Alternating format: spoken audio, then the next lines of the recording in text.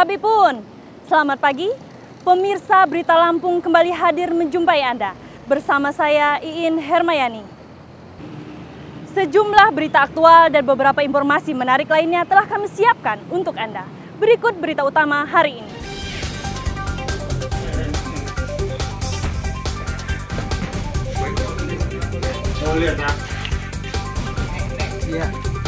Bandar narkoba sembunyikan sabu-sabu dalam jok mobil disergap polisi. Ini.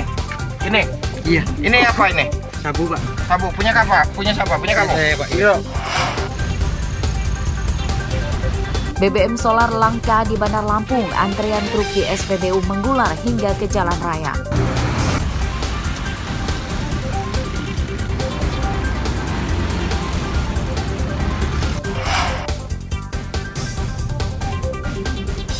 Produksi ikan asin di Pulau Pasaran Bandar Lampung lumpuh terdampak cuaca buruk.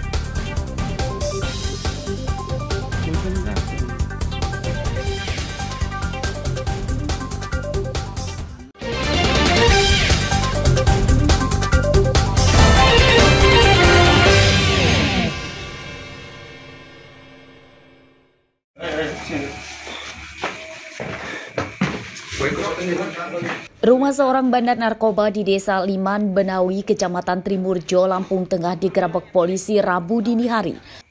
Tersangka Herianto yang selama ini dikenal licin dan kerap lolos dari sergapan polisi akhirnya bisa ditangkap tanpa melawan. Awal penangkapan, Herianto membantah sebagai bandar narkoba. Polisi menggeledah rumah Herianto namun tidak menemukan narkoba.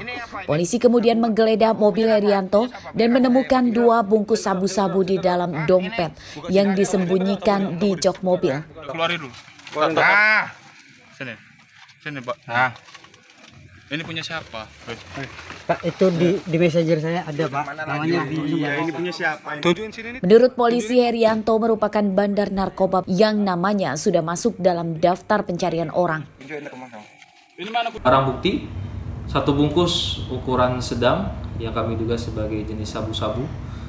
Yang kedua 1 bungkus klip besar dengan ukuran 50 gram yang diakui oleh tersangka itu merupakan barangnya yang siap untuk diedarkan di daerah Trimurjo maupun di daerah Lampung Tengah sekitarnya. Penyidikan kasus ini masih akan dikembangkan polisi untuk memburu pemasoknya. Atas perbuatannya, tersangka terancam hukuman 20 tahun penjara. Ari Susanto melaporkan dari Lampung Tengah. nomor dari messenger. Terdakwa penyelundupan 2 kg sabu-sabu bernama Nafi Dahlan, warga Gampong Meuraksa, Aceh, dituntut hukuman 16 tahun penjara oleh jaksa penuntut umum. Usai mendengarkan pembacaan tuntutan, terdakwa hanya bisa pasrah. Umur 34 tahun, jenis laki-laki. Tuntutan dibacakan jaksa pada sidang di Pengadilan Negeri Tanjung Karang Rabu siang. Jaksa juga menuntut terdakwa membayar denda 2 miliar rupiah dan jika tidak bisa membayar diganti hukuman 4 bulan penjara.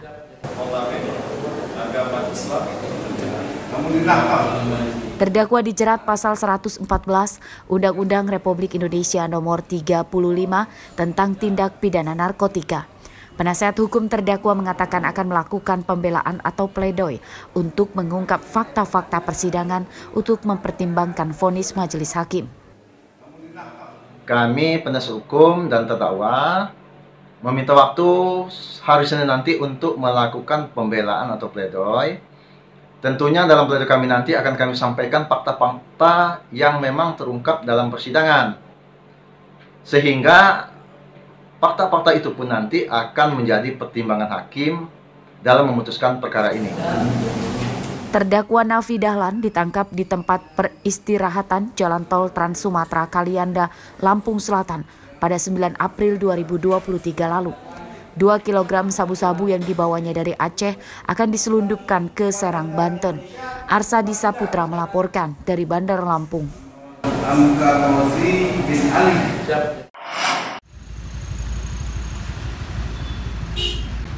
Kelangkaan BBM bersubsidi jenis solar kembali terjadi di Bandar Lampung, seperti terpantau di SPBU Jalan Soekarno-Hatta, Tanjung Senang, Rabu siang. Antrean truk mengular hingga ke jalan dan menyebabkan kemacetan arus lalu lintas. Puluhan kendaraan menunggu giliran untuk mengisi solar yang mulai langka.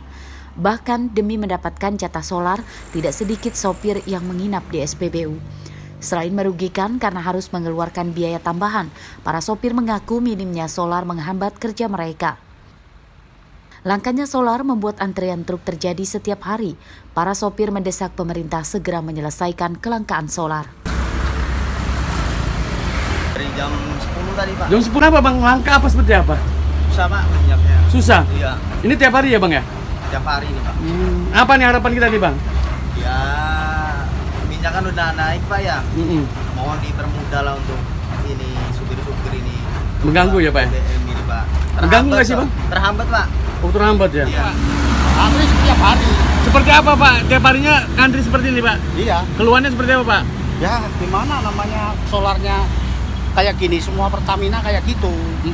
Ngantri semua. Tahu masalahnya saya juga nggak tahu. Harapan saya ya supaya lancar gimana stok barang itu. Antrian kendaraan juga terjadi di sejumlah SPBU lain yang menjual solar seperti di SPBU Wailunik, Jalan Yosudarso, Kecamatan Pancang, Bandar Lampung. Arsadi Saputra melaporkan dari Bandar Lampung.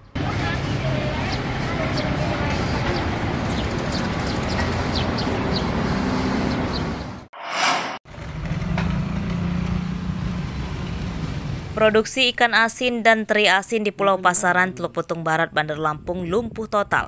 Para pengusaha pembuatan ikan asin dan teri asin tidak mendapatkan pasokan bahan baku yakni ikan dan teri dari nelayan.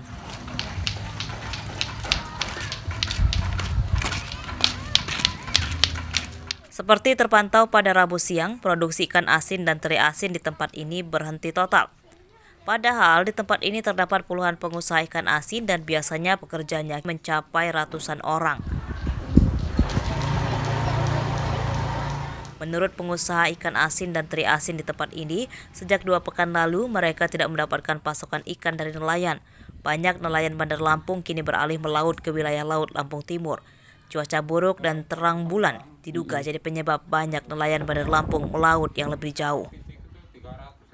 Kerasa ini katanya hampir 2 minggu ini memang nggak ada ikan. Iya. Para nelayan katanya pindah jalur kemana? Penat ya? Lampung Timur, ya. Lampung Timur. Iya. Tahu nggak sih, Pak, penyebabnya ikan pada nggak ada ini, Pak? Hah? Ikan pada nggak ada ini, tahu nggak sebabnya apa? Ya nggak tahu ya. Namanya alam ya. Hampir separuh ya. Hampir separuh ya? Modal sedikit, ya turun terus. Pas turun kosong itu senggangganya 2 juta habis. Oh. Ya kayaknya paling kurang 1 minggu lebih. 1 minggu, hampir 2 mingguan ini ya? Iya, ikannya kurang terus. Tahu nggak sih, Pak, penyebabnya apa? Gak tahu penyebabnya. Namanya juga kalau di laut mah tergantung rezeki di laut.